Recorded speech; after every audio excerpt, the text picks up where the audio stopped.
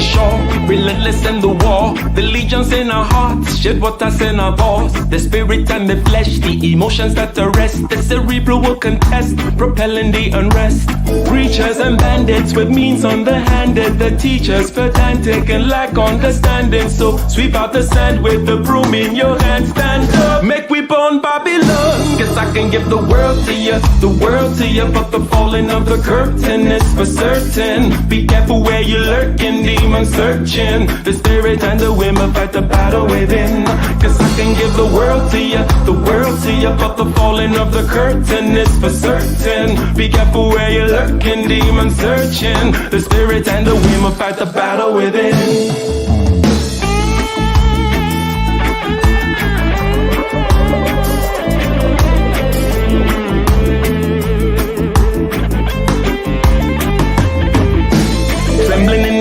With the semblance of a blaze, with gratitude and rage, we touch another page with delirious delight, impervious to light. This vitality and might encourages the flight.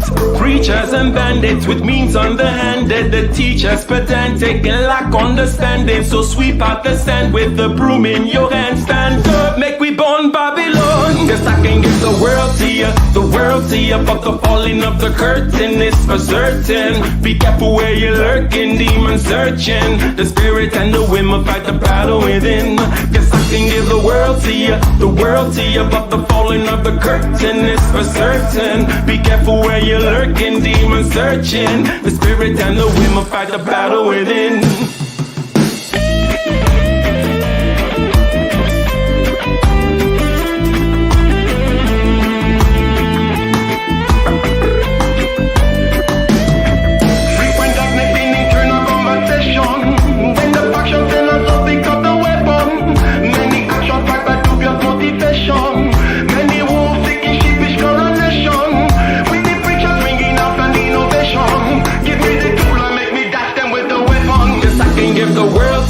The world to you, but the falling of the curtain is for certain. Be careful where you're lurking, demon searching. The spirit and the women fight the battle within.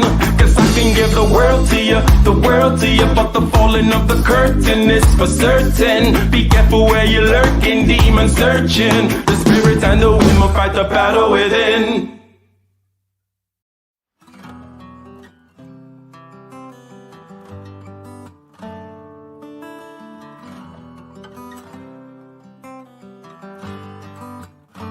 In the den of iniquity, vicinity no pretty, calamity fi hit we any moment, what a pity. Tomorrow never certain, what dwells behind the curtain? The face of evil lurking, with the shifty eyes averting. It's not a steady bubble, that either pop or topple. Many will fall and stumble, let the dozers gather rubble. From LA to Colorado, Guinea to Burkina Faso, cannon could reach the towers and the troops will storm the castle. I say, run, run, come, make we get it.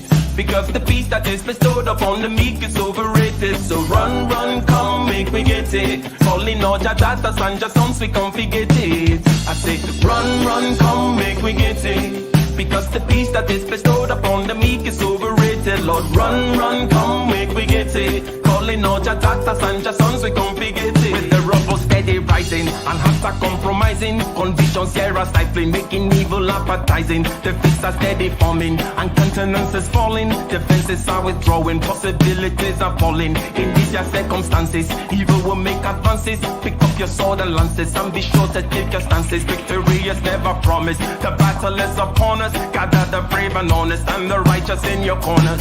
Go. Run, run, run, make we get it. Because the peace that is bestowed upon the meek is overrated. So run, run, come, make we get it. Calling out your daughters and your sons, we can't forget it. I say, run, run, come, make we get it. Because the peace that is bestowed upon the meek is overrated. Lord, run, come, come, make we get it. Calling out your daughters and your sons, we can't forget it.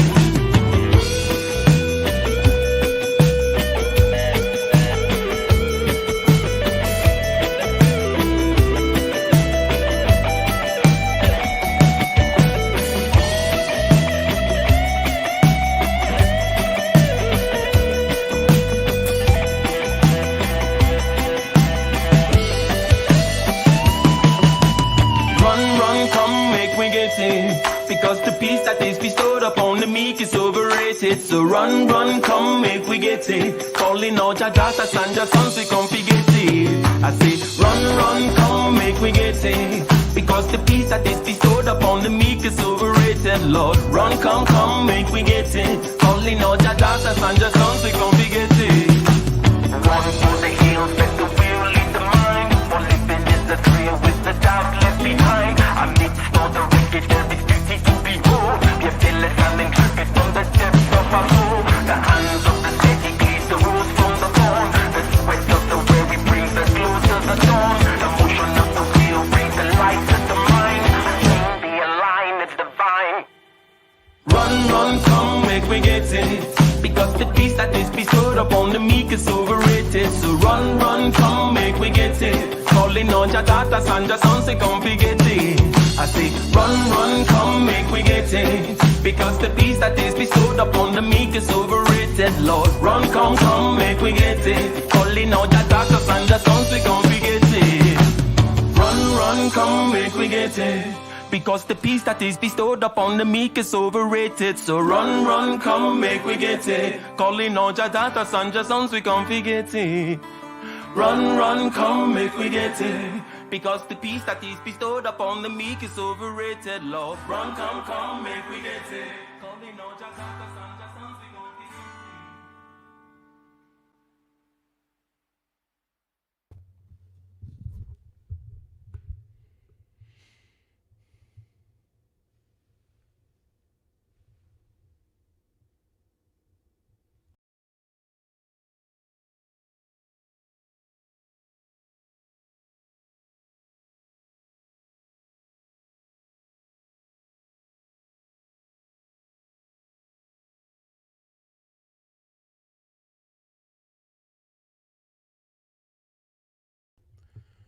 Microphone check 1 2. I see the bubble around my head. Do you guys hear me loud and clear?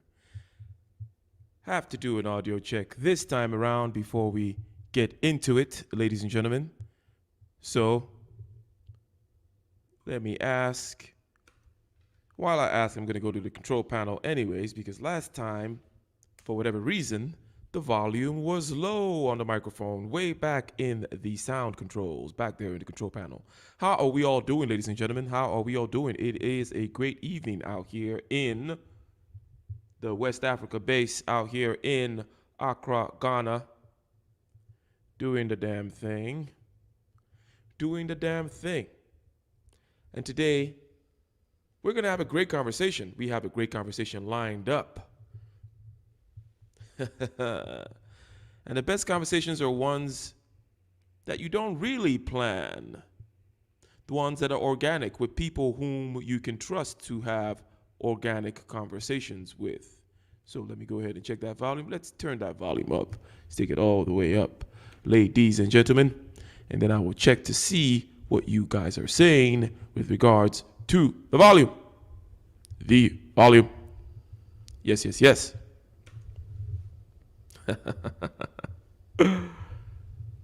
Go over here to the chat. Shout out to Practitioner. Practitioner, thank you very much. And I hear that I am good. I am going to go ahead and pour myself some coffee. Carry my microphone around as I talk. Build it as I fly it, whatever they call it. I made a stream a couple of weeks ago called Nodes Are Primary and Networks Are Secondary. And basically, I went through an illustration of individuals developing their capacities. That whole stream was about the fact that individual businesses, individuals themselves, or individual families need to develop their capacities in order for the networks to actually work. One of the important aspects of a network is trust. The lubricant that a network provides is trust. And we talked about young Swift and Doc and Ike, how young Swift developed his business, okay, his mechanical engineering business.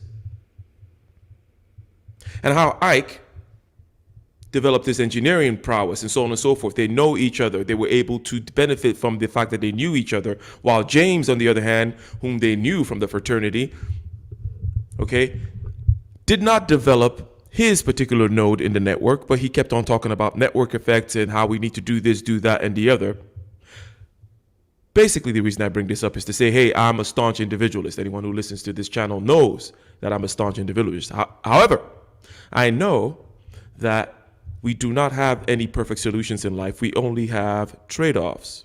Hence, you always have to keep one eye focused on your blind spots. So if you have a psychological propensity that makes you an individual or individualistic, let's just say, if you're individualistic, if you're a self-starter, if you're intrinsically motivated, if collective outcomes don't really affect you, if you're not the type that says, oh, but I need to see this kind of a person represented in this kind of a place for me to feel comfortable. If, as a matter of fact, that kind of talk disgusts you, as it does me, you still have to understand that there is a side to life, which is the collective side, which A, exists and B, can affect you. Can I get a 1 in the chat, ladies and gentlemen, if it is well understood that no matter how individualistic you are, as a matter of fact, you have an emotional connection to the part of your identity that is a collective identity. Yes, when you do hear certain collective outcomes, certain statistics about your group stated, it will affect you. It will give you a sense of pride or guilt or shame or whatever it might be. So, hey, Nigerians are the best, whatever, blah, blah, blah, make the most money in England and best performing immigrants, whatever. Even I, right? And I always pay close attention when I feel this slight, yay, Nigeria, because I know that I'm the individualist type, right? But we're being honest with ourselves. And I see 1s in the chat. So we know, just as a matter of fact, because we have our eyes open and our brains are working, that there is a big part of our identity that is tied to the group. The biggest part of our identity, as a matter of fact, is tied to things that are outside of ourselves. Our natal condition, if you will, the family that we're born into, the tribe that we're born into, their story that's going on, and then their real-time outcomes, okay, is and I had another stream that touches upon this with Bernard Riley. We are both the, self-starter, individualistic types, but we challenged ourselves in that stream talking about collective outcomes and efforts to say, hey, how do we look at this blind spot of ours? How do we compensate for it? Okay, this collective thing. What are our responsibilities, as a matter of fact, to this particular thing called the collective? And today, I'm going to be having a conversation with Ibrahim J,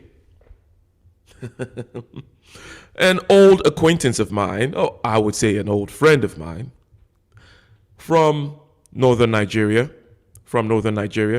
I'll let him kind of maybe talk a little bit about his background, but he is half Hausa, half Fulani, and hence the avatar which I put on the screen, okay, the avatar which he has there, and what I also used in the thumbnail for this is our friend here, Mansa Musa, whom is a fellow Fulani gentleman. So that's what I'm using. Now, he is a systems builder, right?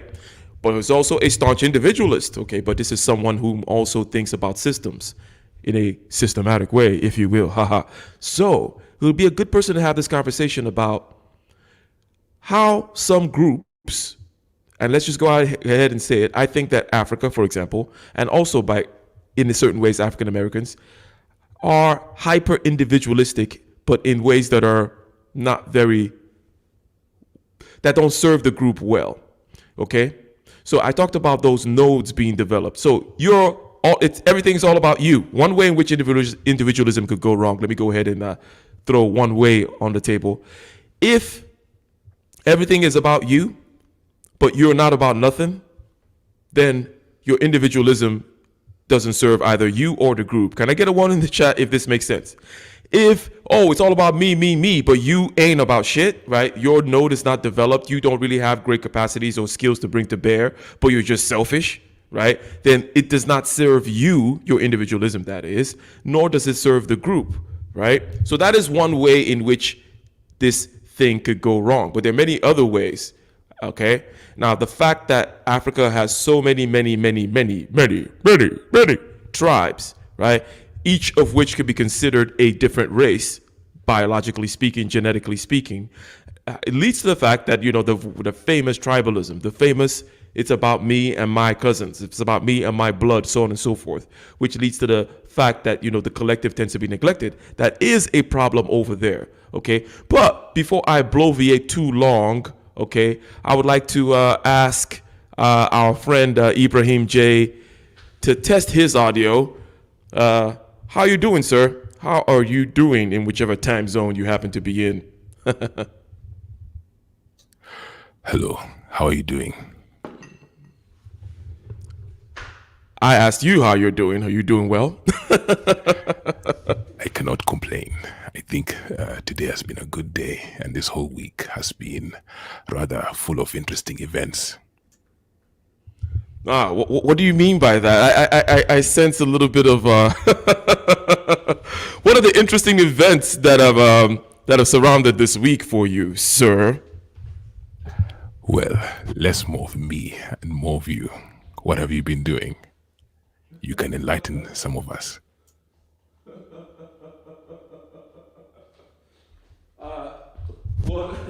What have I been doing? Oh, you're calling me out, huh? Oh, okay. Well, I've been out here in Africa doing all kinds of things, having a good time, sharing sights and sounds and so on and so forth. I did a traditional marriage today, wedding ceremony, blah blah blah, so on and so forth. And here I am streaming, tired but streaming. Congratulations. Yeah. So, who is the lucky lady? Jesus Christ, we're not going to talk about that. Well. Yeah, we're not going to talk about that yet. Join the Patreon for but your well wishes, congratulations, and so on and so forth are practitioner says blah blah. That reminds me of the yada yada episode in Seinfeld. It's like, yeah, we did this, we did that, and yada yada. I did this, then I got married, and yada yada yada. And it's like, you're not gonna just yada yada yada over that kind of stuff. But hey, that's how we roll over here in this channel. We shall gradually expose, or shall we say, bring to light some of the events and so on and so forth to our loyal subscribers. But definitely join the Patreon, because I'm going to be releasing some aspects of what you asked there. I'm talking to the audience now, okay? But the lucky lady's first name is Anne. Let's just keep it at that for now, right? I don't need you trolls making her life difficult, right? But I will extend to her your implied well wishes. Ain't that right, Ibrahim? Yes, please do this. I'm sure she will enjoy this. Yeah, I'll send this first segment here where I was like, I did this, I did that, I was flexing, and then, I got married, and yada, yada, yada, blah, blah, whatever. And by the way, that was the traditional ceremony that was done today. There's going to be like a typical other one, where you invite people over, and the one that, maybe people in the United States may be more used to. And you have a reception and so on and so forth. But we did yesterday and today, as a matter of fact. And by yesterday and today, I don't mean the fact that it's past midnight over here where I am right now. But what I mean by that is on Wednesday and Thursday. On Wednesday, we did what is called the knocking ceremony. You go over there to the bride's family. Members of the relevant members of her family are gathered, especially so we met her, the grandmother, the dad, so on and so forth, and we bring in and my parents came over too, right? And so members of my family, and we bring in certain aspects or certain parts of is it? And I always confuse this. Is it the bride price or is it the dowry? Which one is it that you send to them? Right.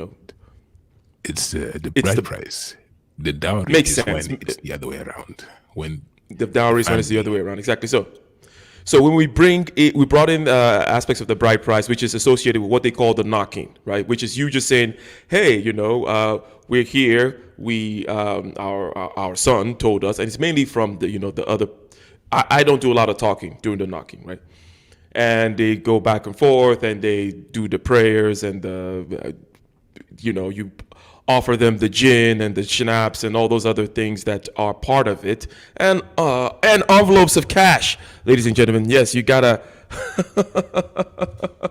You heard that, Layla? Heard that, practitioner?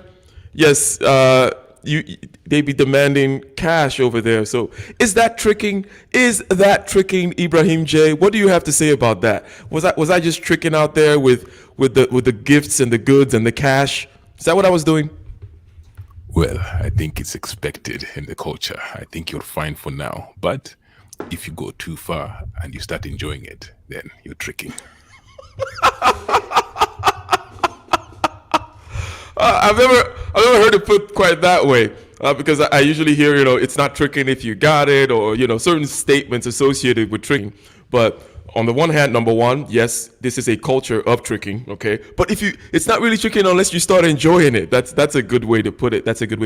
I think I missed anyways, we are, as I said, we're going to have a great conversation, and a great conversation is one where you do not necessarily plan it, one that flows organically, and we are already beginning to see signs of this. Shout out to Red Sings the Blues. Thank you very much. Your support is always much appreciated. You guys should definitely check out Red Sings the Blues' channel. He has a podcast. I think he's on every day, and he does great work. He is the next Joe Rogan. He may have to wait for Joe Rogan to die, but no shade, Red Sings the Blues. No, I'm just kidding. But he is a good podcaster. He has a great show there. Go ahead and check him out. So we did the knocking on Wednesday, did all that kind of stuff, and then we did the traditional ceremony where even more stuff is brought with more envelopes of cash.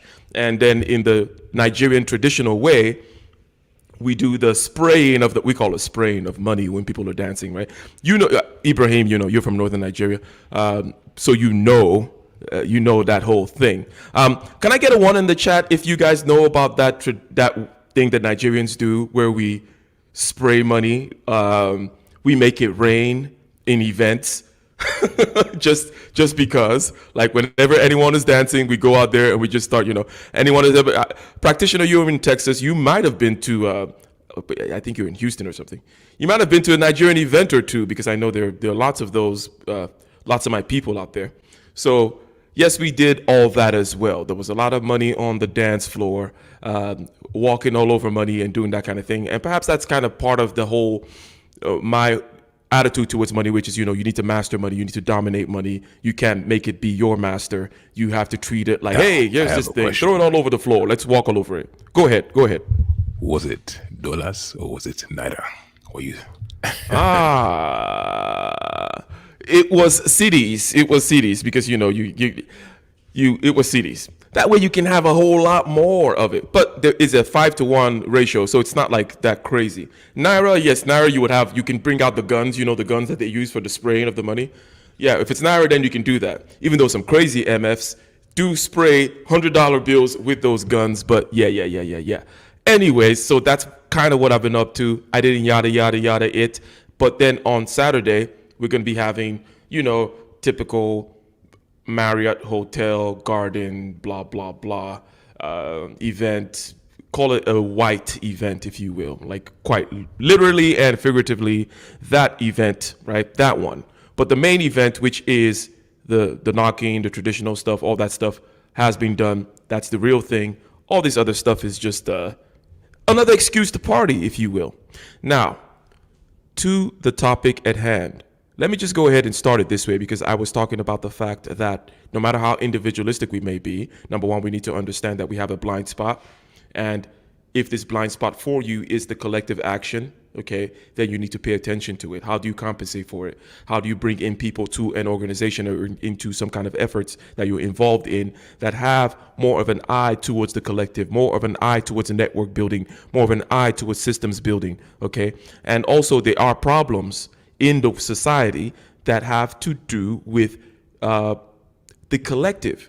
So you may be doing great, but your the outcomes, the statistical outcomes of certain groups that you belong to don't look so good. And as a matter of fact, as was pointed out in the stream with myself and Bernard Riley, these things can actually affect you, right?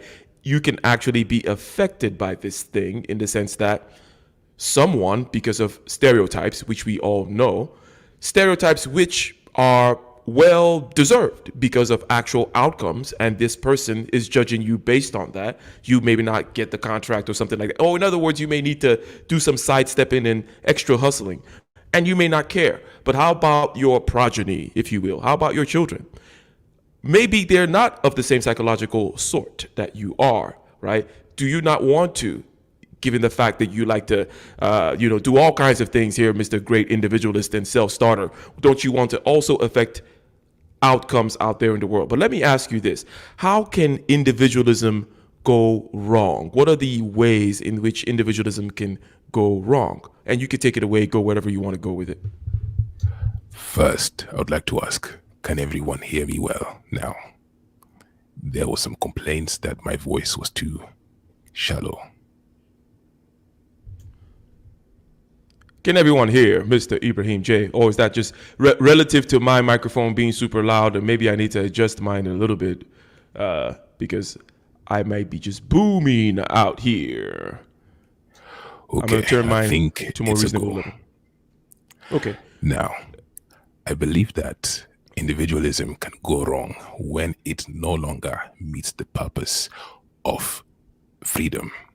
Freedom is good, but when freedom does not have an anchor to a purpose, the freedom begets chaos. And when you have chaos, there is no longer a collective effort towards something that is beneficial to the group. Humans have not survived millions of years because they were individuals. We lived in tribes, we lived in communities, then cities. Well, I skipped towns, and then cities. And this gave us organization that was greater than the animals. The animals could not organize the way that we could.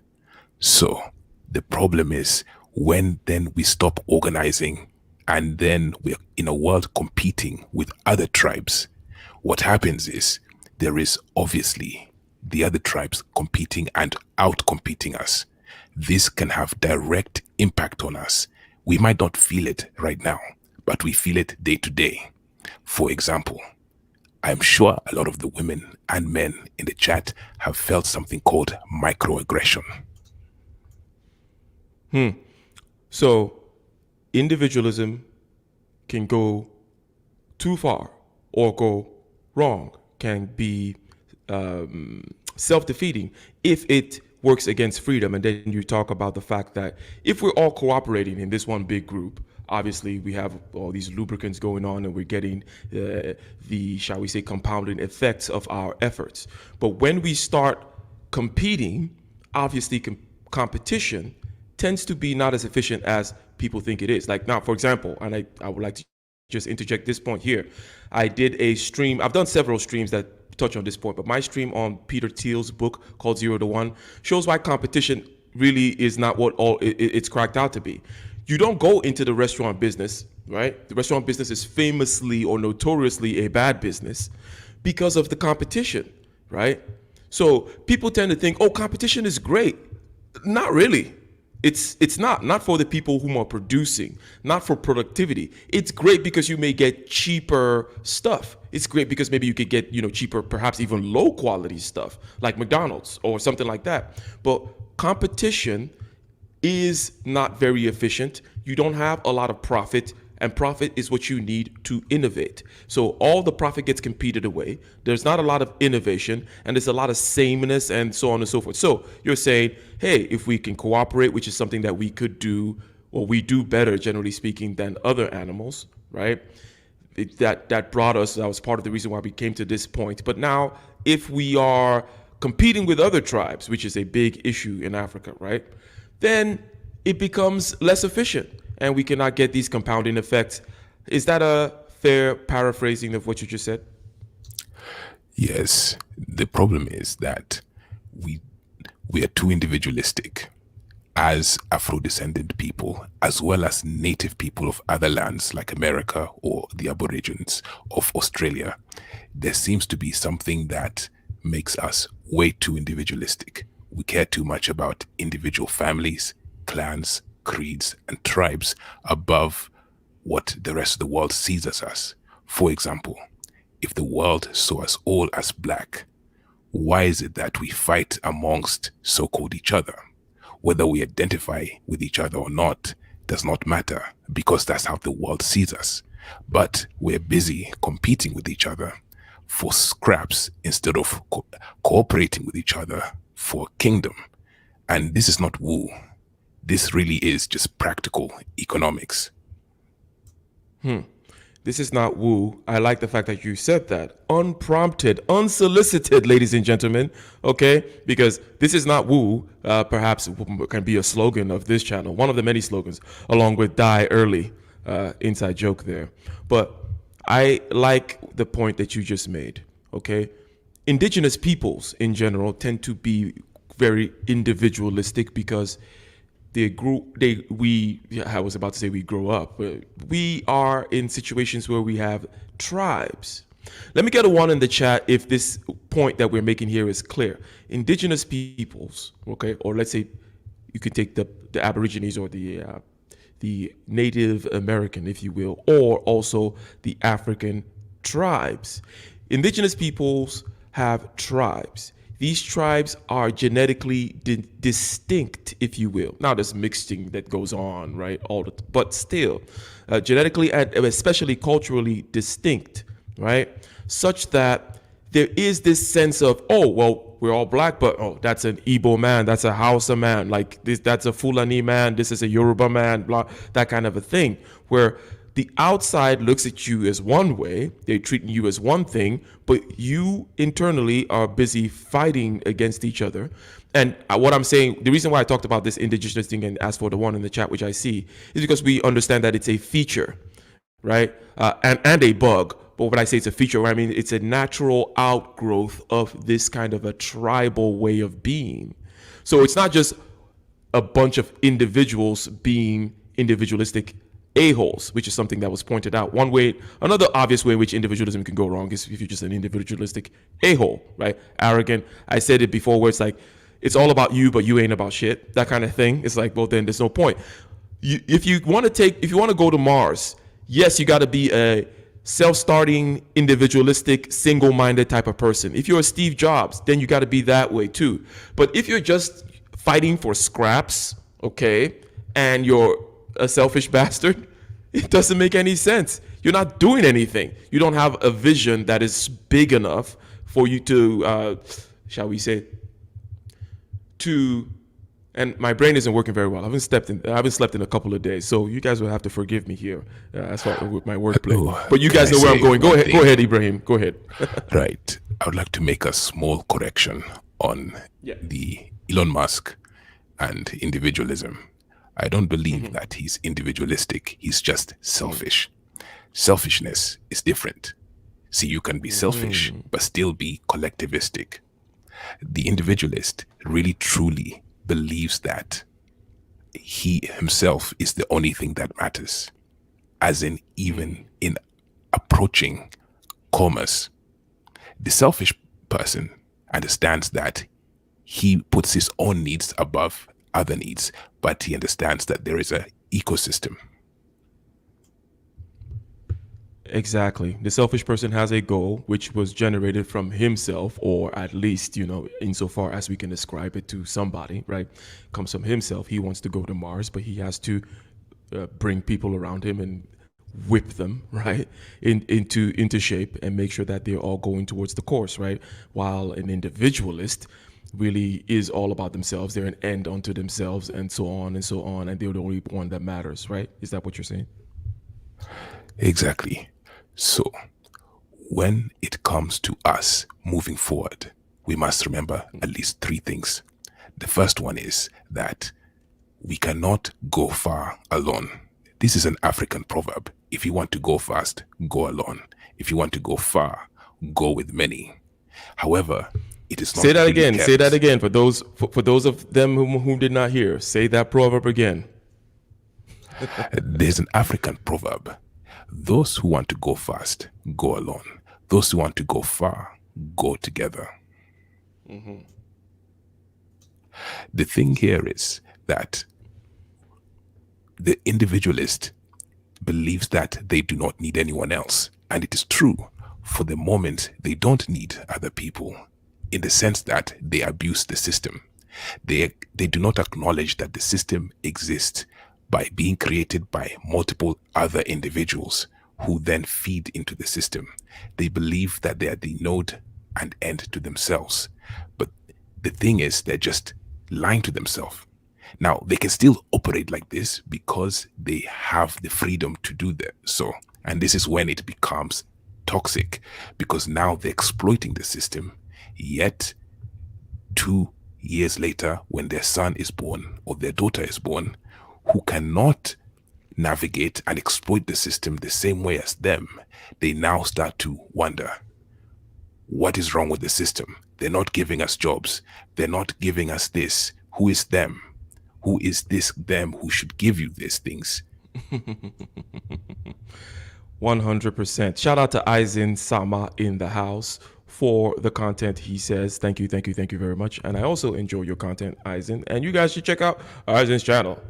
Also, where the gloves come off and we keep it real over there. Yes, the going fast versus going far is a great example of those, of what I like to call trade-offs. Not what I like to call trade-offs. What are indeed trade-offs?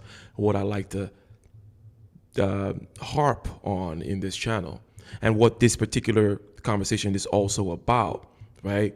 Which is, hey, you want to go fast, you want to get stuff done. All the stuff that I talk about for about 80% of the channel tends to be about you as an individual doing things. But there's another 20% whereby I come in and I say, hey, let's turn our heads towards the collective. Let's turn our heads towards the networks and so on and so forth. So we have talked about how it could go wrong. We've talked about reasons why it tends to go wrong in terms of indigenous peoples. And we've talked about this individual whom is selfish. And they think, whom is individualistic, okay, while they go into their car made by other people and get into the road driven or created by other people and so on and so forth, without understanding the balance and so on and so forth. Now, trust is a key ingredient, okay, in making efficient and effective networks. So we have seen, or we know, that a lack of trust could be said to be what is at the root of tribalism. And I'm going to flip that to say, no, it's not really at the root. It is a manifestation of tribalism, right? Okay, I'm tribalistic. I have this genetic kind of thing in me that it's not very rational, okay? But a manifestation of it is I don't trust this person. I mean, I don't trust this person. I don't have that social lubricant to be able to do business. There's not a shared understanding. And therefore, there's not a shared culture. How? Okay, because you talked about this is not woo. This is about practical economics. So let's talk about how. How can one begin to break that down in order to create trust, bring down the walls, if you will, create trust so that you can have effective and efficient networks so that you can then begin to cooperate rather than compete? Well, do you remember there was a country in Africa, the one where the Black Americans went to right after slavery ended? Do you remember the name? Right. Now, what happened there? I am now going to do a gross overgeneralization and summary. However, a lot of the Afro-Americans who had now developed a way similar to the so-called white man and the African tribes, they had saw themselves better than the African natives because they knew certain things. They moved in a certain way. They had a certain way of speaking and wearing clothes. They differentiated themselves from each other. Now, I can't say one side did it more, but I can say that it happened. Now, this problem here is that the sameness was distorted. So, this is just breaking down the problems. Now, to have a solution, You must create sameness. You must bring the sameness back into action. The two people must first see themselves as the same, and then also have an equality or equity of commerce where one does not get above the other. This is part of the problem when individuals fight for resources. When they believe one is getting more, they instinctively want to crush the other. This is known as the crabs in a bucket effect. When one crab wants to escape the bucket, the other crabs start to pull it down. Now, if the crabs realized one escapes, then tips over the bucket, they all escape. So, sameness. They must see themselves as each other. The same way they see the mother, the father, the son, and then the cousin. That aspect of sameness has to transcend tribes and cultures. I hear you. I hear you. I hear you. But you mentioned there, right at the end, the genetic component, which is just by extension the tribal component, because that tribe stuff is just family stuff. In the family stuff, we get it, right? We see our family, okay, as kind of there is that component of sameness, okay? Hence we know, hey, let brother Eisen come out of the bucket because I can trust that brother Eisen, he's not going to leave us here in the bucket. He's going to tip the bucket over. Brother Eisen is my brother, that kind of a thing. However, in also the example you gave about the African Americans, if you will, going to Liberia, what could they have done? What was the alternative story? How could they have seen themselves as same? And I'm not saying perhaps en masse. Maybe you can pick a microcosm and say, well, in this particular village, this particular thing did not happen, and it was because of these ways. Now, I'm not just, you may not have the answer directly, but maybe we can think through this a little bit regarding how could those outcomes been different? How can we transcend the genetic imperative to only look at our brothers and so on and so forth? Well, sameness, and by sameness, I'm talking about more economic now. If you look across Africa, the various tribes, they've always had two similar problems. The Hutus and Tutsis in Rwanda. Again, I'm going to overgeneralize. So I understand this is a sensitive topic to a lot of people. But the Tutsis were the ruling class. The Hutus were the not ruling class. Now, the problem is for years and years, one had more power. They may not necessarily have oppressed the other until the Germans or the Belgians came, but that years and years of one ruling on top of each other created that discourse. An example is by Jordan Peterson. He does talk about this. You have a small mouse and you have a big mouse. If the mouse play together and the big mouse wins every fight, the small mouse one day will say, no, I don't want to play. What has to be understood is that there is an equilibrium. There is a state, it's called a state that is steady, whereby individuals and groups have to feel like they're also participating into the community. When one of them is feeling as though they're left out, they start to want the system to break. This can also be seen in the West with feminism. A lot of people don't understand where the effect of feminism came from, but it was because women were not allowed into certain spheres, and that is what legitimized the movement. Now, how the movement is now and how it started, that's another story. But all of these things were legitimate. You must create a story whereby you described in one of your videos, Storyville. There has to be a narrative that builds and bridges everyone together. There has to be also intermarriages. One of the greatest countries that did this is in Western Europe. England and France have been fighting for years, but they stop fighting. Why? They create an European Union. And then in this union, they create the aspect of whiteness. They choose who to include and who to exclude. With Africans, they don't even consider themselves black. this is a good point. Well, a series of points that you've made. Okay. And if I can retrace my steps, I asked, well, how could the outcomes in Rwanda, not Rwanda, but Liberia could have been different. Okay. How do we kind of fight against this genetic imperative? And then you say, hey, it's a sameness in an economic aspect, economic and also, shall we say, power dynamics, right? Because you went to Rwanda and you said, hey, if you're constantly ruling over these people, right, then at some point you're going to create that discord for sure, right? Which will make it such that you guys are not looking at each other as the same. Same thing with, you talk about the European Union. Let's have the same currency. Let's have, free trade. Let's try to equalize the economic outcomes for a certain cohort. At least let's lift up the boats of the lowest of us, if you will, to try to create some kind of uniform floor, if you will, or basement. Then we can start becoming less competitive and start seeing ourselves more as same. Now, go ahead. Your understanding sometimes staggers me, but yes, that is exactly it. In Europe, you have countries which are poorer, like, for example, Wales, for example, parts of Italy.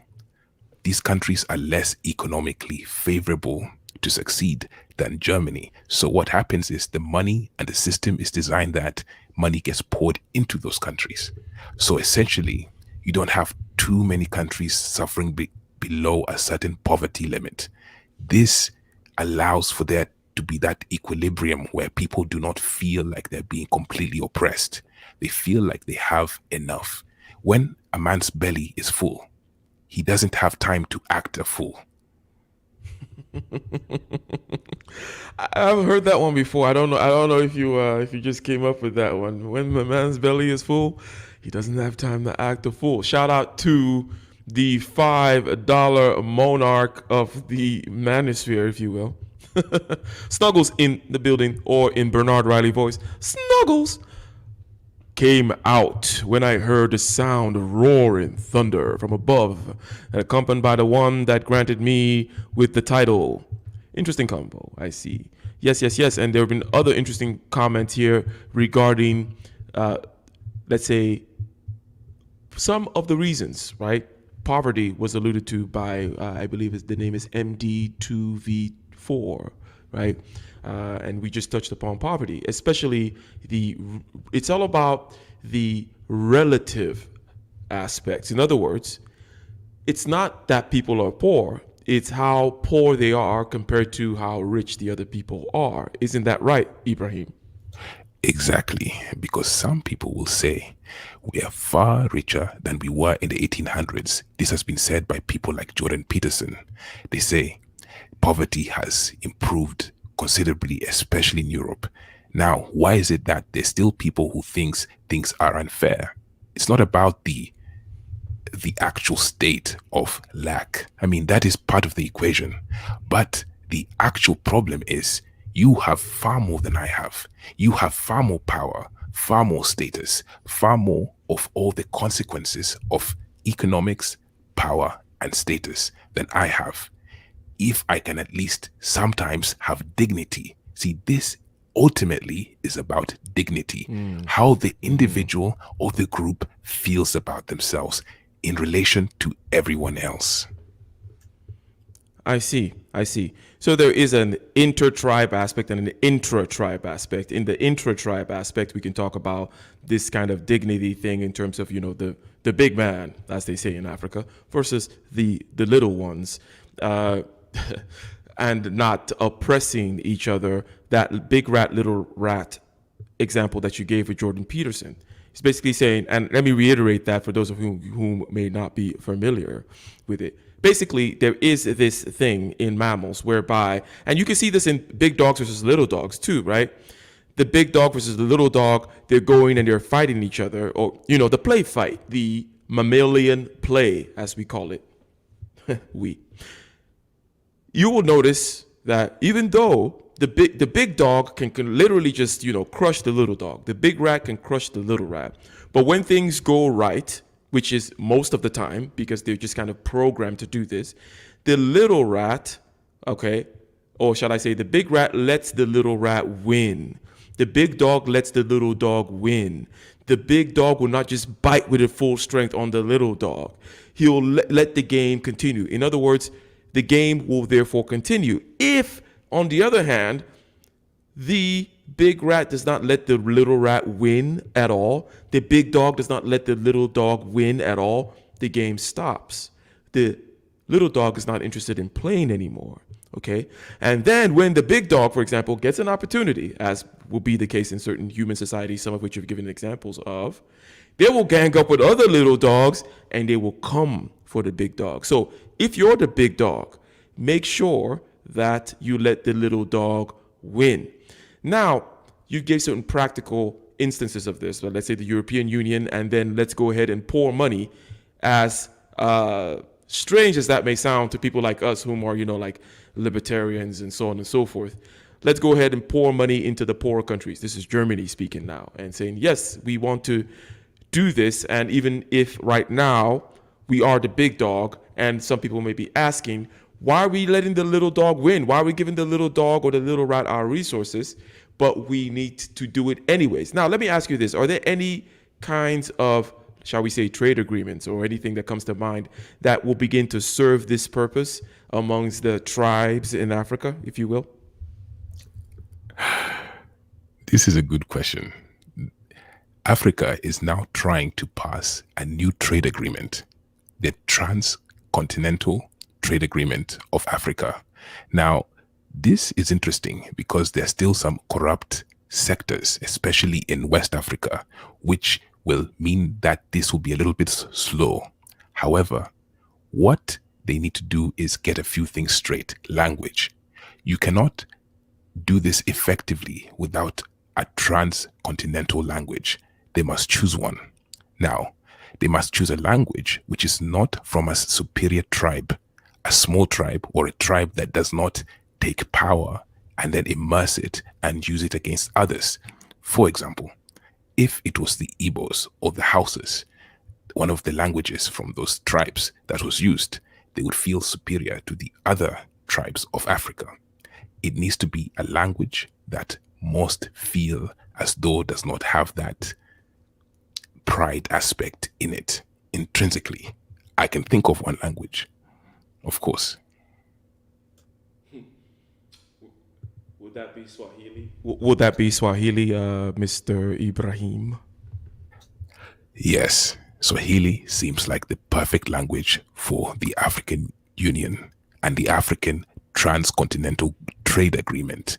This will allow them to speak in a way that has dignity because it is not a language of them, they that were colonized, first of all. Then also, it is still traditionally African language for the most part, with some Arabic here and there. This is an interesting point that you raise here, which is in certain aspects, let's say we use the systems of the big man. The big man has made certain moves, or shall we say the big tribes. Let's say the Igbos, for example. Well known, right? Well known for their trading prowess and also their educational prowess all over the world where they migrate to, and also in Nigeria. And also a rather oppressed, not oppressed, but you know the word I'm going for, right? They people tend to blame them for all kinds of things. And anyways, that's not the relevant part. But let's say we use their systems. We're like, okay, these guys are taking action in the world, and they see results, they have outcomes.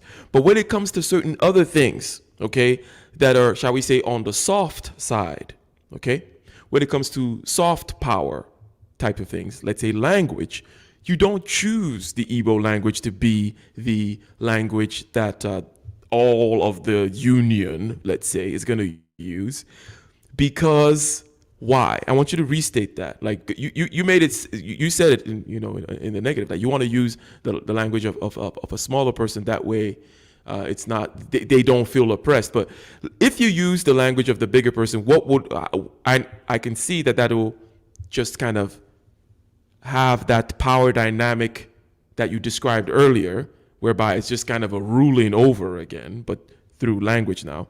But why don't we, or why is it important, and what other aspects, if you will, besides language, do we need to include the smaller peoples, if you will, in when building this tapestry, if you will? Okay, good question. Well,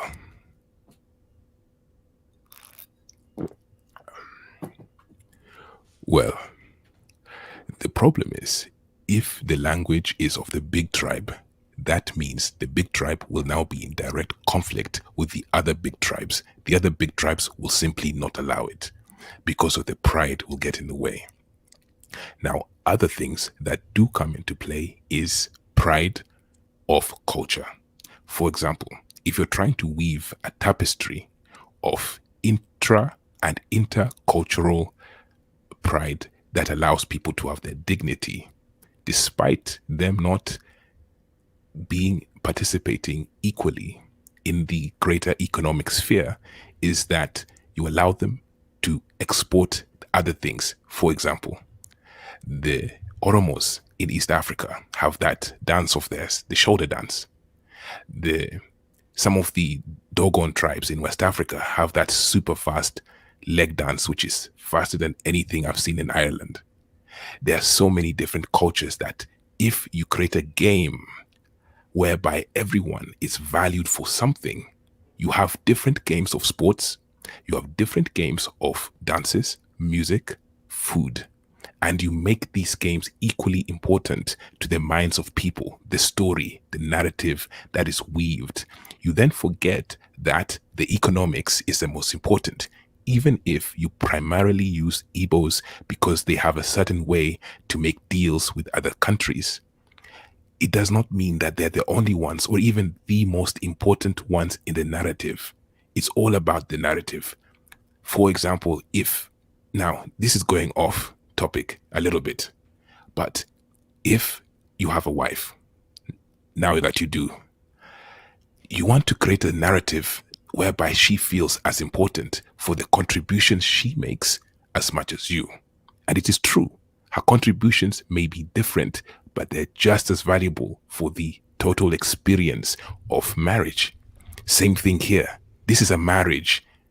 This intracontinental and intercontinental relationship is a marriage between different people, different tribes, different cultures, and it needs to have everyone valued for their distinct presence.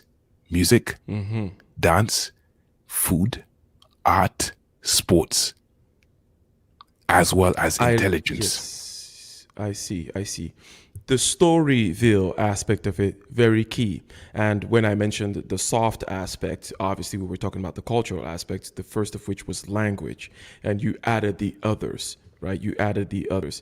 And I would like to just talk about and maybe we can expound upon this a little bit more. You mentioned the marriage thing, right? So the economics, let's say the guy is bringing in, he goes out there and he kills, right, this deer. And he brings in the deer, right? But you need to value the woman for doing what exactly? Because I think you have some thoughts about this, right? That if you think, oh, killing the deer is all there is to it and everything else is just talk, what exactly is it that men are less likely to do with that deer that the woman actually will do with the deer and is equally, even though, we're talking about it on a separate dimension, equally valuable, just on a different lane? Can you expound upon that, if you know where I'm driving at here? Yes, the man will go and kill the deer with his hunting buddies, bring back the deer back home to their wives. The women will take the deer, they will strip it off the skin, they will dry the skin, and then they will find uses for the skin. They might try it on, then maybe weave it, then realize it is warmer. They might realize that you can make drum skins. They start to realize these creative things to do. What women have traditionally done is taken what the man creates and then the woman then multiplies it. She cultivates it. Cultivation is different from creation. Cultivation is growth. It's creativity in exponential parameters. Then the woman will take the rest of the carcass, cut it, strip it of different meats, different parts, realizing the bones might be used for medicinal purposes, realizing that the organs might also be useful in different ways, and then the meat will be cut and divided and given even to the man or woman who cannot hunt, because realizing that this is how he is. 100%.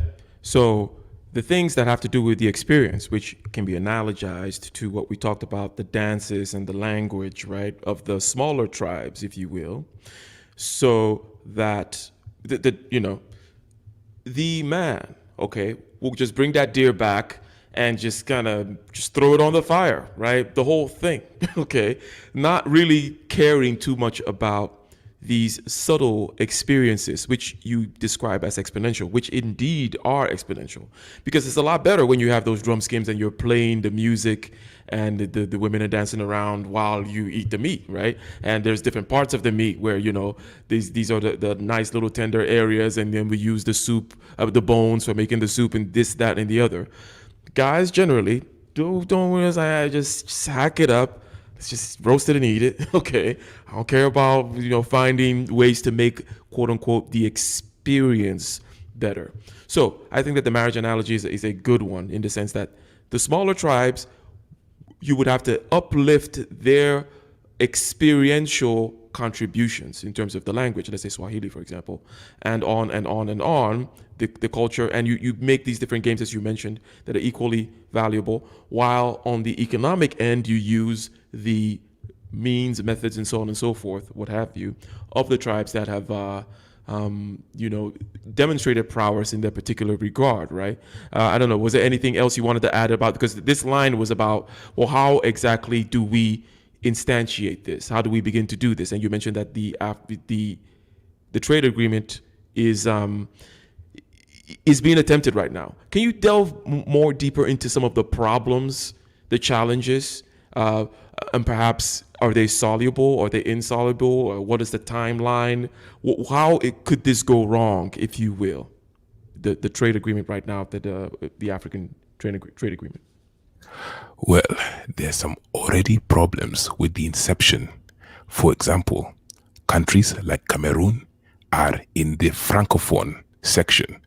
This means that France used to be their colonial masters. Now, this means that there has been war already in this country for so long. Same with Congo. There are so many countries that have France as their old masters. Now, the problem is France signed an agreement to let them go, which means they get first rights of refusal. This means already that this trade agreement, from legal perspective, is going to have flaws in it. So that is where France will be able to challenge some of these trading sectors and have the first rights to refuse some of the trade agreements. This will be a problem to overcome from a legal perspective. The second problem is simply due to geography.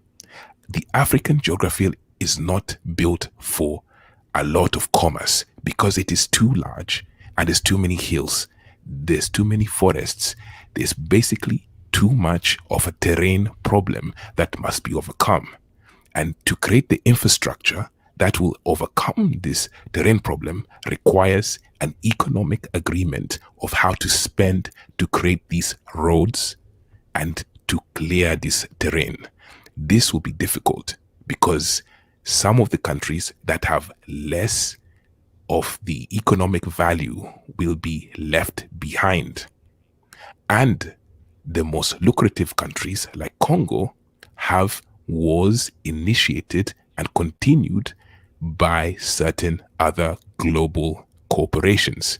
We know this is true because it is written in many research papers, including Forbes. We know the country, we know the corporations. I won't name them, but you can do simple research. Good point. What do you think about, and I believe I still have it up on the screen, what do you think about the statement on the screen regarding having the lower needs in Maslow's hierarchy being met resulting in, or being an impetus for more cooperation. I think we kind of alluded to the fact that it's not about those needs being met, it's about relative, right? It's about how much more your neighbor has. You could have food, clothing, and shelter, but it's how much bigger your neighbor's house is that becomes the issue. But what do you have to say about the question on the screen? Well, the lady is correct if you look at Maslow's hierarchy of needs as though it is stuck on a plane and moving from 1 to 2. But there are infinite numbers between 1 and 2. There is 1.1 point whatever all the way up to 2. What this means is, yes, this is true for each set. For example, 200 years ago, Maslow's needs was met. That's where we had the Renaissance. That was when the humans now believed they were at the peak of understanding. This is where we had modernism, postmodernism, all of these philosophical trails that seemed like humans have now made it. Veganism, all of these ideas started to brew. However, right now, we also feel we are at the cusp of human understanding and intelligence. The point is, the Maslow's needs changes relative to the time frame. There is a growth relative to the people and the understanding of the people. Let me make an absurd statement. If we reached utopia, we lived in a so-called perfect world, and the only problem was that some people could not experience the beautiful taste of chocolate. Now, guess what? The lack of chocolate by some of these people and some of these tribes, this would be the biggest pain that people experience. They would feel it the same way that they feel the lack of food today, because it's that difference. It's the fact that they're being denied of something that everybody else is freely able to participate within. 100%. I like the chocolate example, and as is my way, I like to reiterate things, right? So basically you're saying, look, if you go that, number one, Maslow's hierarchy of needs, or such kinds of thinking about the basic needs of people, has to do with a particular context. So if you strip everything away and you look at bare nature, you're like, okay, you need to breathe, drink water, eat, and then you need security, blah, blah, blah. And then you go up from there, up and up and up and up and up. And this is the stripped away context, right? Just pure nature. But if you have utopia, okay, now repaint the picture, repaint the scene. We're not stripping away and going back to nature. You have utopia now, but there is a segment of the population, let's say 90%, that has chocolate. Okay, and then there's the 10% that does not get to taste chocolate. That chocolate becomes just as important as water or food or whatever. And it becomes a reason, for the, brewing discord amongst the ranks. And so, in other words, we always, regardless of how things evolve, we always need to be paying close attention to the relative distribution of things and not just think in terms of absolutes. Is that what you're saying, sir? Absolutely. Humans have evolved to take notice of difference, not absolutes. Our brains and our biochemical processes do not know the difference between a small hit that makes you feel bad and a nice touch that makes you feel good.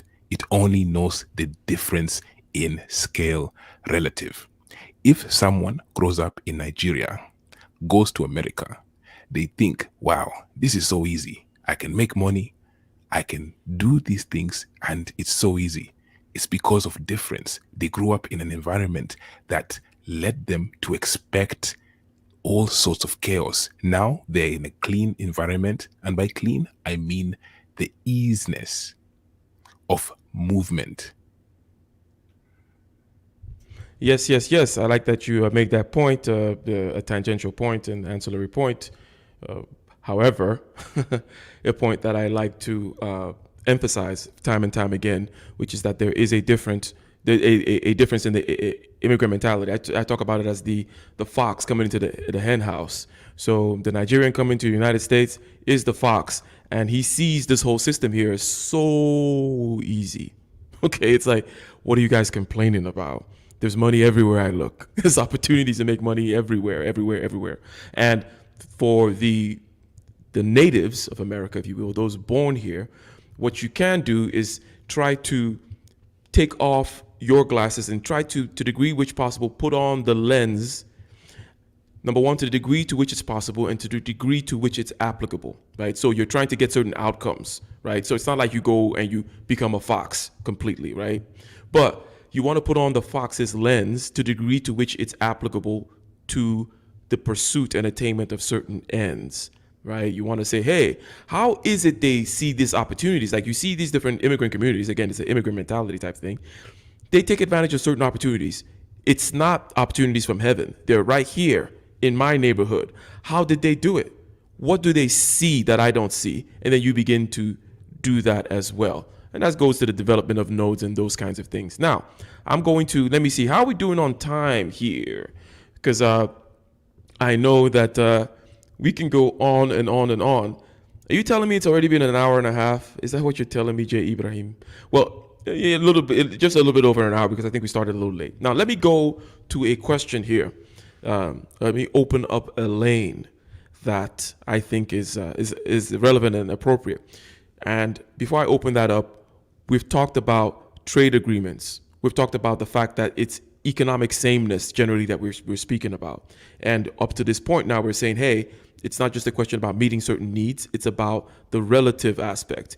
We talked about, hey, even if you have a particular tribe that is dominant in the economic sphere, in the action sphere, in the getting ish done sphere, you want to include the other tribes in terms of their contributions, in terms of the softer skills, if you will. You want to use their language as the main language. That way, you're not using the language of someone who is seen as an oppressor.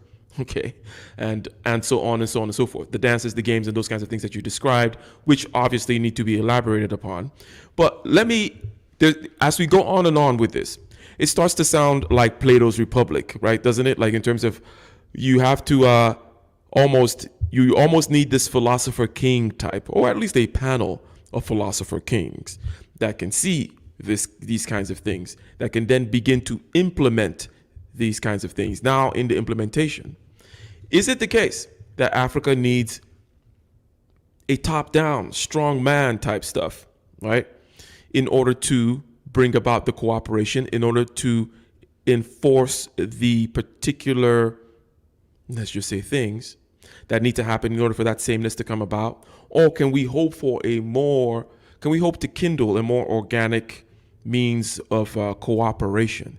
You get what I'm saying, right? Because it starts to sound like Plato's Republic. It starts to sound like philosopher king stuff. It starts to sound like, well, this is something that you can say, J. Ibrahim, with your 15,000 PhDs out there somewhere in the desert with your camels draped in gold cloth or whatever it is you Fulanese do out there.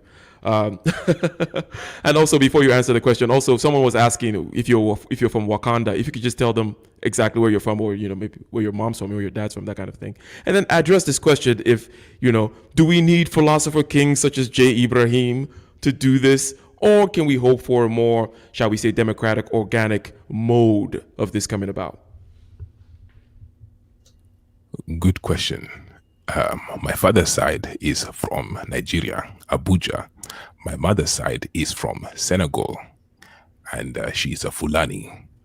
Now, to answer your question about the philosopher king, the problem there is the philosopher king does not understand passion. The human mind still needs to have ability to have passion. Passion is the ability to break the system and yet feel like they've broken the system. Have you ever gone outside of your back house in the garden and thought to yourself, you have an old speakers or an old television and you just want to smash it for no reason, just to enjoy the feeling of breaking something? The human mind must have the freedom to still break things. And by break, it's a metaphor.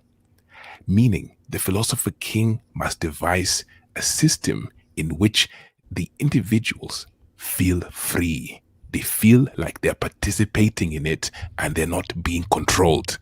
As long as they don't feel like they're being controlled, then they can operate happily.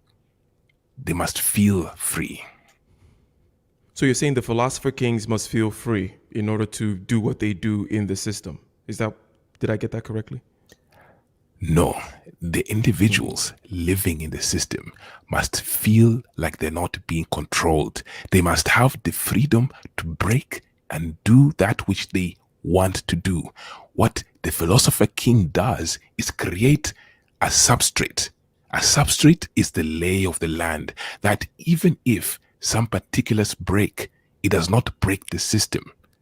The system is not based on the tangibles. The tangibles can break, the leaders can be removed, but the system operates well. A simple system is the American Constitution. It is not perfect, it is far from it, but see how it has been one of the longest running empires in the recent years. It is at least 400 years old. Now, it is reaching a breaking point simply because it is not evolving to the requirements of these new breeds of people. Women have been fighting for their freedom. These other rainbow people are fighting for their freedom. It's all about the narrative and the ability for the individuals to fight and break things while feeling that they can do it freely. Gotcha. So philosopher kings wrote the Constitution, Declaration of Independence, used the ideas of people such as John Locke and Thomas Hobbes, the, shall we say, Enlightenment principles, the principles of the state of nature, life, liberty, the pursuit of happiness, rights, and liberal democracies, if you will. That is the system of which you're speaking in this particular context. And then the individuals can go in and then they can agitate. You can expand the system, break things, and until it reaches its limits, which we could argue about. We could probably at some other point talk about the limits of systems. And one of the weak points of the rights doctrine is that rights, if anyone thinks about it, are just feelings, and then anyone can come out and assert any feeling that they may have as a right, because life is a feeling. You want to be alive, right? It is the strongest and most shared one, right? But it's still just a feeling. It's not some kind of a logical, it's not some kind of a from on high, like Plato would like to do, right? The good as such or something like that. We're basing things on base feelings, life, and not wanting to be trapped in a cage, right? But these are just feelings. And then anyone can come in now and say, blah, blah, blah, blah, blah. But at some point, you're going to break the system. And that's going to be the end of that system. But still, you had a system that allowed people to agitate for rights, if you will, for an extended period of time. Now, have I better described what you're saying?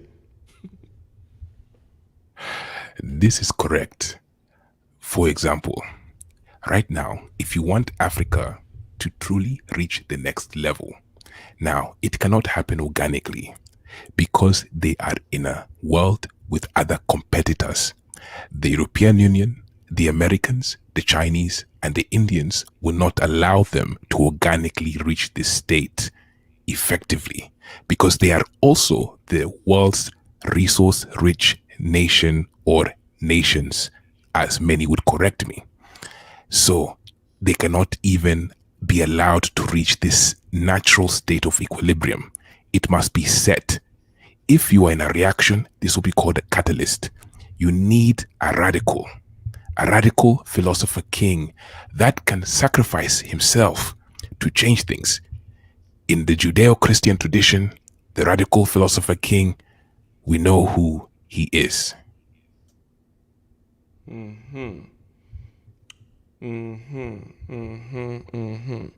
I see. And if I then draw you, or if we then press upon closer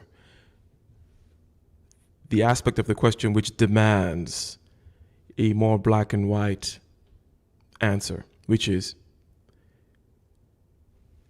which way? More organic, or is this something, at least visibly speaking, that needs to, does there need to be something visible whereby it's like, this particular set of prophets, radical philosopher kings, whatever it may be, right, are doing this thing, right? And then obviously they're building a system such as the Constitution, which you described. But do we need to see, or is it something whereby it is better, or we could hope for it being more organic? And then also you can touch upon the competition from the outside, what we could learn from the Chinese and so on and so forth, for example. But does there need to be, and the whole need, or you can answer the question in the way you want, or you can even rephrase the question in ways which you want. You're an intelligent man. Does there need to be some kind of visibility there, some kind of a top-downness there, if you will? Well, I would like to even contend with the question of organic. What does that even mean? Because everything that can happen will happen, meaning even the inorganic is organic because that is part of the natural flow anyways. So if you mean, do we need someone who believes what they're doing is the right thing and they're not understanding that they themselves are playing a game of Go? Go is a complicated Japanese game similar to chess. Now, the person who we all think is organic is the one who believes they are not playing a game. They believe that they're doing what they're doing because it's the right thing. It would help people. The inorganic person plays the game knowing it is exactly that, a game, and they sacrifice their own selves to an extent in order to save his or her people. This person understands that they lose a piece of themselves in playing this game because they understand the social aspect, the respect. When it comes down that he forced everyone to comply, he will be hated. People will forget the good that was brought by him. They will only remember that he was forceful, but in that force came freedom. What I really believe is that you must set the precedent first. Set order. Because in Africa, with many thousands of individualistic tribes, you must force them to maintain order first. And then when they understand enough of the world game that they play, they will organically, as you say, reach that point. Yes, the seeds will organically grow. However, someone comes in and tills the land, lays things out, put the irrigation system, and then perhaps, the trees that come later on, maybe they hate the farmer. And, the ecosystem says, hey, you killed all kinds of small animals with your hoe and your back axe and so on and so forth, with your forcing, if you will, of a certain order, right? We had a different kind of order here, but now you're forcing it into ridges and rows of plants and that kind of a thing. But either way, right, everything that can happen will happen. There is you could call everything organic insofar as you're not stepping outside. You cannot, that is, step outside the laws of nature, the laws of physics, and so on and so forth, and whichever other kinds of law-like things govern human interactions and development, for example. But that there needs to be this person who understands that it is a game and therefore is willing to sacrifice and is willing to say, hey, this land will be served better if I did some violence to it. And what I mean by violence is just use of force, right? I'm going to take my hoe and I'm going to go ahead and start tilling the soil. I'm going to create rows here. I'm going to dig in and put some irrigation pipes, and I'm going to set up some order. So when you say forced into order, okay, and I'm drilling down on this point, right? What could that look like? And are there examples of other places, in order to perhaps take the sting out of it, and the ways in which they force order, aspects of which we could inculcate, we could take in, while, throwing out some of the bathwater, but keeping the baby, if you will. So you're saying, yes, this particular game player needs to be there. This particular philosopher king, shout out to Omega Dreads in the house, needs to play their part. They sacrifice a little bit of themselves, so on and so forth. Now, how, if you will, and are there examples? Right. There are at least two examples I will go into. The first one is Ethiopia. Ethiopia has one of the newest and youngest winners of the Nobel Peace Prize. He is the current prime minister. Now, many people in Ethiopia do not like him because he was too slow to move against the growing unrest of one of the tribes. I will not mention the tribe. Now, his detractors said that he was not taking force. He was not using what the Ethiopians were used to by previous people and rulers. The previous rulers, including the king, the great king, who is worshipped by some in the Caribbean islands, used to use force in order to get compliance. Now, this Nobel Prize winner refused to use force immediately. He wanted to communicate. But what happened is it created a war because he did not move fast enough with one of the federal states in the north. I will put this out there. I will not mention the tribe, but the name is in the tribe. It's called the Tigrayan region because he was unwilling to move because of his ideology of freedom and democracy. Now, some may say that it is too early for the Ethiopians to have received this freedom. Maybe he was testing the waters. Ultimately, you want to give them the freedom, but you must control them enough in a way that works. Now, let me give you a country that it worked. China. As controversial as many might think, it is not. China, the government forced people into communism. It didn't work because they could not compete with the rest of the world.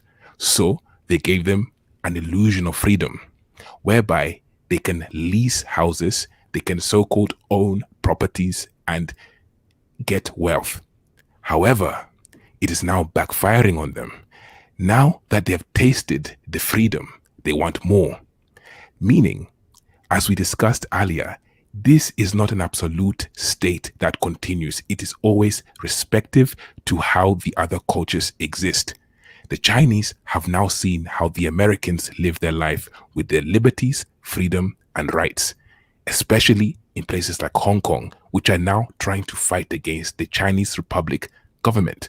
The Chinese in China want freedom now too, especially the engineers, the scientists, and those who have traveled to Africa, to America, and to the rest of the world.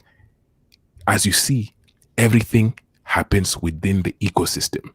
So China used force to get themselves from poverty now to one of the richest countries in the world. However, this cannot continue forever. Freedom is now demanded by the Chinese, but that is perfectly fine because now it's going to hopefully grow into a healthy nation of freedom, rights, and economic prosperity. That'll be great if that game gets replicated, if you will, because it is good for, again, there are many aspects, and I know I come down seemingly hard upon the rights doctrine, but I understand 100% that without this rights doctrine, without democracy, if you will, someone like me could not exploit it, right? Someone like me could not be like, okay, cool. I'm going to harness nature. I'm going to look at the world the way it is, and I'm going to use the freedoms that are allotted to me, or that the system allows me to expand and to grow and. But while at the same time realizing that this doctrine is on shaky grounds, and just like any other doctrine, any other system, will reach its limits, and that there are only trade-offs, there are no perfect solutions. One of the things that we tend to harp on here. So you give the example of China, right? Give the example of China and the need for force to be used. Now, I think that we've had a fairly thorough elaboration of what the theologians will call prolegomena, in terms of just a beginning, kind of like an introduction, a lay of the land of this particular conversation. And ladies and gentlemen, if you would like to see Ibrahim J, the gold. He's him using Mansa Musa as his person over there, and then me talking about his golden camels and so on and so forth. It's your fault for using him as your avatar, if you will. And you're also half Fulani, as you said. Your mom's side is from Senegal, right? And your dad's side, I'm assuming this house since you're from Abuja, but. If you would like to see J. Ibrahim come back and we continue this conversation, perhaps go deeper, perhaps take one particular aspect of this thing, maybe, and then focus on systems building or focus on these, the importance of relative, let's say, relative success, right? Relative freedoms, relative power, and that it's not just an absolute thing. You can't just give the people, let's say, oh, let's allow them wealth or give them so-called freedoms or so on and so forth, like so-called property, so-called ownership, and then that they'll be fine, right? No, they're going to look at their neighbor and going to be like, hey, over there, my neighbor in America has more freedom. So even if I'm super much richer than my grandfather was over in China, I'm still not satisfied. I'm still going to be agitating, right? And this all has to do, the whole root of this conversation is individualism versus the collective, right? Which is a broad subject. And we talk about when individualism goes wrong. The impetus for this is because indigenous peoples tend to be quite individualistic in terms of being tribal because they grow up with their tribe. They haven't gotten to the point whereby the civilization sees themselves as, this big group. The unit is still rather small, right? And therefore you expend a lot of energy and there's a lot of friction competing with other tribes when you should be building together, especially when you live in a context whereby there are outsiders whom look at you all as the same, okay, and are fighting, if you will, competing against you as a block, but you within are not coherent. You don't have this glue sticking you together. You're also fighting internally as well. And we touched on many things. Some of which, for example, has to do with, well, you need this economic sameness, right? You cannot have too much of this relative disorder going on in terms of power, in terms of also tangible outcomes economic wise. And then that on the soft side of things, while you may use the techniques of, let's say, the Igbos, for example, because yes, they have outcomes in the economic sphere, in the sphere of action that we can definitely replicate and we want to hold on to. But when it comes to the language, when it comes to the culture, you want to include all these other people so that they, number one, don't have the sense that they are being oppressed. And so that also everyone is not thinking, oh my God, we're using the language of this particular people whom are seen as, successful, therefore oppressors, right? That's just human psychology. And we mentioned towards the end here, the philosopher king aspect, the fact that some force, or shall we say, even some, I like to use the word violence because I just like the way it sounds. Some violence needs to be brought to bear. The land needs to be tilled in order to lay out the groundwork for the systems. And then we can go on, perhaps in a future date, to talk about the particulars of the systems that, in a granular way, in a real fashion, how can we build these systems such that this trust is established, because what we're trying to do is transcend the natural, shall we say, tendencies of genetics, right, to the others, if you will, and to not trust them, right, as a result, as a manifestation of this othering. And then you create all these frictions, these barriers, and so on and so forth, that make it such that you do not benefit from the freedom and the largesse that comes along with the collective forms of action. Now, Mr. J. Ibrahim, I would like to give you the last word on this one, and perhaps we will continue. I see Young Swift just showed up here. And he says, yes, bring him back. Wow, Young Swift is growing up. We would have thought the Young Swift would be like, no, collective. I hate the people. I hate the collective. But we know, we make fun of you, Young Swift, but we know you're a smart dude. So, Mr. J. Ibrahim, last words, capstones, showing of appreciation and telling us how great we are here on this channel. All that is, this is your chance now to do all that. I will not simp for you, Ike.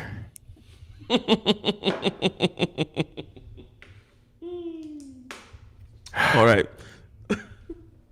Go ahead. Right. Well, I think in this case, we must definitely develop a lot of the things we have talked about. Some of the thing that you missed to point out was you need a room for people to express and release that anger. You've seen that movie, the American one, I forgot the name, where one day they do all sorts of crime and they kill and do whatever they want. I'm not saying do this. Of course, that is extreme. But if you want the system to survive, the human passion must have a place to express itself, to release that pent-up frustration. Equilibrium is good for the continuity, but without an outlet, there will still be something that will tempt people, because the outlet is also a natural part of humanness. When you are a sportsman or sportswoman, you must allow yourselves to excrete that buildup of lactic acid. The same way for the human mind, the passion must remove itself from the body. So you must set up events where people can go crazy. Human sacrifices, for example. I mentioned that half tongue in cheek, but that it is a fact that human sacrifices exist, everywhere. Now, not right. Right now, it still exists. It just exists on Twitter, for example, right, where people get sacrificed over there. Jordan Peterson could be said to be the latest of the sacrificial lambs of one particular cohort of people, right? But basically, I get your point. The point about the passions needing a release valve, if you will, and human sacrifices. So it goes. The particular the thoughts of Rene Girard, one you could call a philosopher, I guess, Stanford University guy. He kind of elaborates upon this. I'm going on this tangent here now. But since you mentioned passions being released, human sacrifices came to mind. But anyways, continue, sir. Right. Jordan Peterson is not even a radical. In fact, I think he's too soft. But he has been sacrificed by many people. Especially, it's worse because he actually cares. If he did not care, it would be okay. But the reason why it matters more, if you look at the mythology of sacrifices, the free sacrifice was greater than the forced sacrifice. With Jordan Peterson, the metaphor, he is a true sacrifice, meaning he is someone who has the kind heart, who is being sacrificed for something that he is not. And that is why it works. That is why him being the scapegoat. Humans need something to push their blame on, because blame is a psychological condition of hurt, distrust, dislike of ourselves, and then we project it onto something else. In the Old Testament, when the Judeans used to sacrifice those sheep, it was not for God. In fact, God said, your sacrifices are like dirty rags in front of me. It was for them. It was for them to abscond or absolve themselves of their sins. Human sacrifices, or even sheep sacrifices, is just for that. It's for our own minds to feel as though we can now ready ourselves for the morrow. So, ladies and gentlemen, we are definitely going to have my man Jay Ibrahim back, because it's like a nice oasis, if you will, where we can just let the mind flow and we can talk in the ways in which I, anyways, like to naturally talk, where we can go from human sacrifice to Jordan Peterson while talking about individualism versus the collective, and we can get specifics about certain trade agreements and talk about China, so on and so forth, while keeping a coherent flow of conversation, right? So it seems to be the case that we are saying we should have Jay Ibrahim back. And would you, and perhaps when we might do it one day I might show up, because I am planning on going to Nigeria, Abuja, the next. So it's Ethiopia and or Nigeria, right? So Ethiopia and or Nigeria in the next couple of weeks. And maybe I might show up in your regions if you're still there, if you haven't taken one of your private jets to to Dubai or some other place where you practice your debauchery. then we might meet and have some tea in one of your tents. Yes, I have a great many tents. Come to Ethiopia or Abuja, or I can even meet you in Gambia. It doesn't matter. When you're ready, let me know. All right. Some people call him Satan because of the voice. Some people call him Mufasa, the Lion King, but he is the real deal. Over here, we talk about the real deal and we bring up the real deal. So I'm going to go ahead and close this out. I'll drop Mr. Ibrahim off and I will just give a last few words here about our topic and the relevance for this, because I think it's super relevant to understand the parts of the collective action and collective outcomes, collective efforts that are really important. And it may fall upon those whom can understand to take this action, the responsibility that is. And no matter how individualistic we may be, those of us whom can understand, and those two things tend to go hand in hand, but we still have to perhaps play our part in either being or helping that philosopher king to come along to till the soil, lay out the land, so that we can begin to bring about this sameness, right? The idea of sameness, the feeling of sameness, the reality of sameness built in the ways in which we have talked about, with the balance, right? With the balance of the soft power and the hard power, without having this dominance of one tribe against the other tribe, because indigenous peoples are tribalistic. Africans, therefore, are tribalistic, right? The different tribes could be described as totally different races because they're genetically kind of separate for a long time. And so definitely culturally very different. Okay. In Nigeria, you have over 250 languages. People in the United States cannot even imagine how that's possible. Okay. But you have over 250 languages in Nigeria. And each and every one of these people looks, side eye with these at the next, right? So we need to understand that this is a reality, and that if we want to play games at a higher level, we need to understand that these are games, per Ibrahim's way of talking, and that we need to be able to willingly move the chess pieces where they need to go, or break the board, start a new board, change the rules, break the rules, those kinds of things. So I want to shout out again to SOBC for your $50 super chat. I saw that for sure. Okay.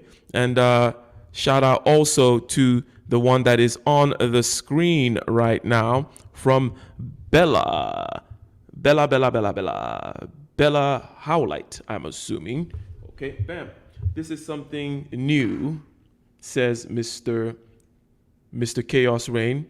Mr. Chaos Rain says what? Says, this is something new.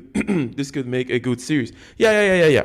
So, yeah, I think that Mr. J. Ibrahim is a good foil for conversation, my style of conversation, which I hope is our style of conversation, because we have all self-selected to be part of this group. Now, let me go ahead and mention, join the Patreon, okay? Things are going to be happening. Things are going on. But one of the main things that we're going to first do is put certain videos, maybe certain pictures of that I want. It's not like it's hidden anyways, but I just want to use it as an enticement or an inducement to get people to the Patreon, and also as a reward for people whom have joined the Patreon. Practitioner is part of the Patreon, okay? What's stopping you guys, okay? She donates. She's here. She's part of the Patreon as well. But there will be Patreon-only videos. There will be also the ability to influence the direction of the channel, where, once a month, we answer questions set up, or questions proposed by people in the Patreon, right? So it's like, ask your question. And there will be different tiers as well set up in there for different things to happen, if you will. But besides the ability to influence the show, there will also be, let's say, one-on-one 10 minutes, because I do have these conversations offline with people, where people reach out to me and say, hey, I saw you, I heard you're the king. Kevin Samuel said something, and I want to have a conversation, some kind of consultation, so on and so forth. Because yes, we are about getting ish done. So, ladies and gentlemen, without further ado, I don't know. Do I feel like singing? Is my voice clear, or have I not slept enough? And am I going to be croaky? Am I going to be croaky? Croaky. So I think an appropriate song in this one would be the one called the one called the ghetto bird word, right? The system is coming. The system is coming for all. They're praying and chanting and drumming. With gladness they welcome the fall. The preachers and pilgrims will pillage. The pilots will drop down their bombs. What do you guys think about that? Young Swift, what do you guys think about that?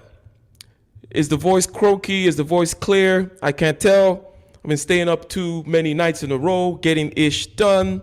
You know what I'm saying? You know what I am saying? Let's do a verse of that one real quick. Young Swift says sounds good. So Young Swift, since we make fun of Young Swift a lot, so conversely he has a lot of power. Right? The system is coming. The system is coming for all.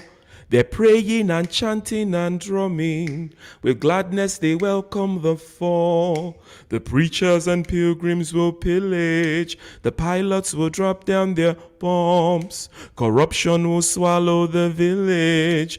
With blood we shall right all our wrongs. The toil of the farmers, the work of informers, paradigms and fables hoisted upon us. Searchlight is searching, police they are lurking, legislators from the dark side emerging. Ghetto bird word for the masses. I come fi tell the ghetto youth say this year roadblock no fi pass this. Ghetto bird word for the children. They terrorizing everybody, we no feel them. Ghetto bird word over Zion. Reconstitute a higher height that we can gather and rely on. Ghetto bird word I call out. Ghetto bird word I ball out. The people are the people are saying, but words have no meaning no more. Believers and preachers are praying, but God has been dead for so long. Replaced by the sign of the dollar, a nation and duty and all. They're fighting for concept and color, rejecting the beauty of all. You see, that's why I said the song was relevant. Okay? They're fighting for concept and color. They're fighting for surface level things, rejecting the beauty of all, I said, Let's start that verse again. The people are saying, but words have no meaning no more. Believers and preachers are praying, but God has been dead for so long.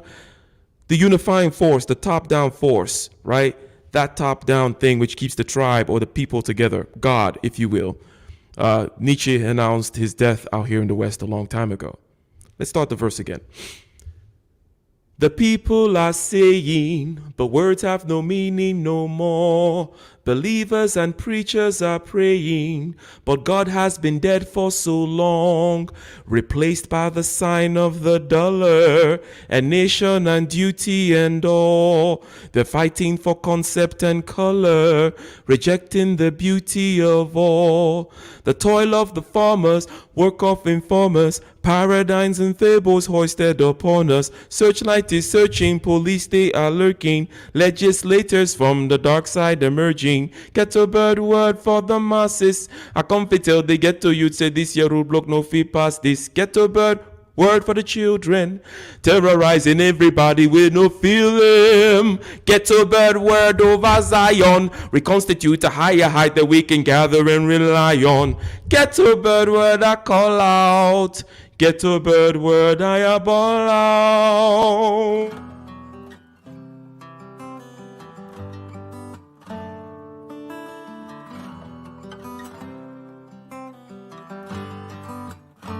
In the den of iniquity, vicinity no pretty, calamity fi hit we any moment, what a pity. Tomorrow never certain, what dwells behind the curtain, the face of evil smirking, with the shifty eyes averting. It's not a steady bubble, that either pop or topple, many will fall and stumble, let the dozers gather rubble, from LA to Colorado.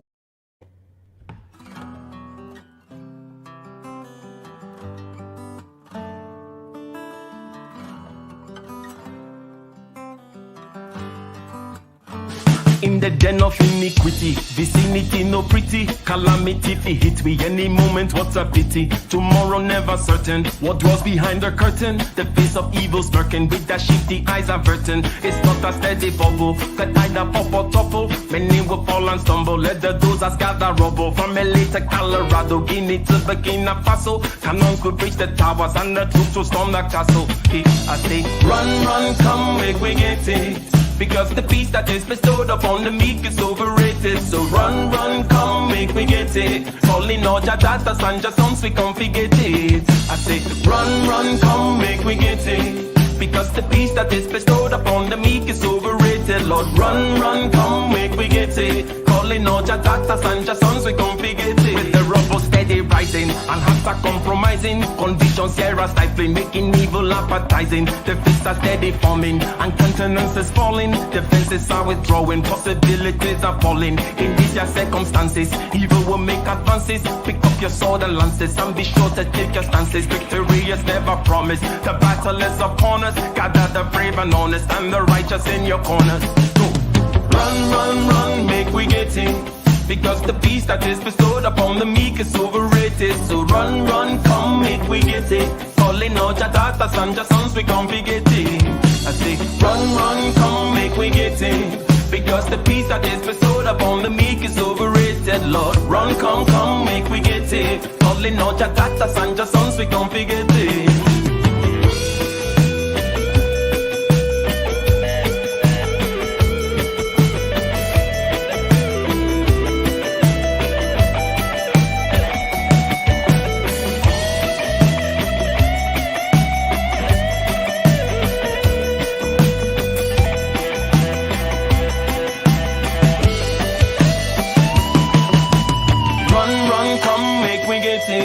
Because the peace that is bestowed upon the meek is overrated. So run, come, make we get it. Calling out your daughters and your sons, we can't forget it. I say, run, come, make we get it. Because the peace that is bestowed upon the meek is overrated. Lord, run, come, make we get it. Calling out your daughters and your sons, we can't forget it.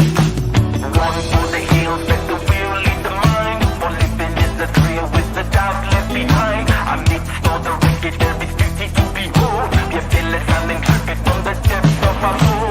The hands of the steady cleave the rose from the thorn. The sweat of the weary brings the glow to the dawn. The motion of the wheel brings the light to the mind. Sing the line, it's divine. Run, come, make we get it. Because the peace that is bestowed upon the meek is overrated. So run, come, make we get it. Calling on your daughters and your sons, they can't forget it. I say, run, come, make we get it. Because the peace that is bestowed upon the meek is overrated. Lord, run, come, make we get it. Calling on your daughters and your sons, we can't forget it. Run, come, make we get it. Because the peace that is bestowed upon the meek is overrated. So run, come, make we get it. Calling all your daughters and your sons, we can't forget it. Run, come, make we get it. Because the peace that is bestowed upon the meek is overrated. Lord, run, come, make we get it. Calling all your daughters and your sons, we can't forget it.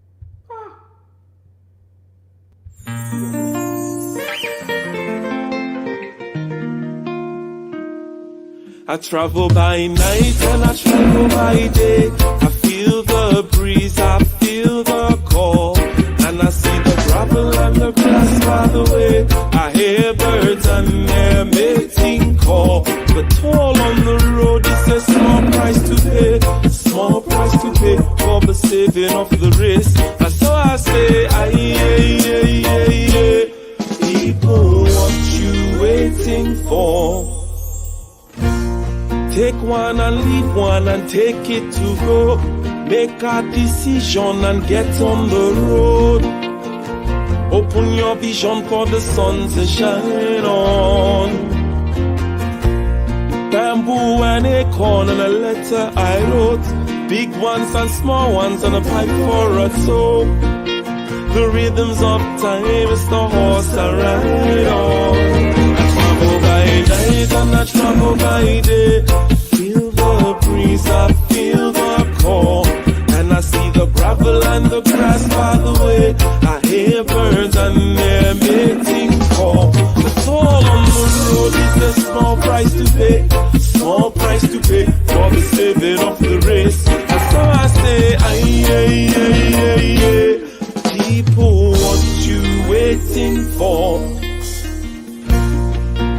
there be raindrops and rainbows so clear?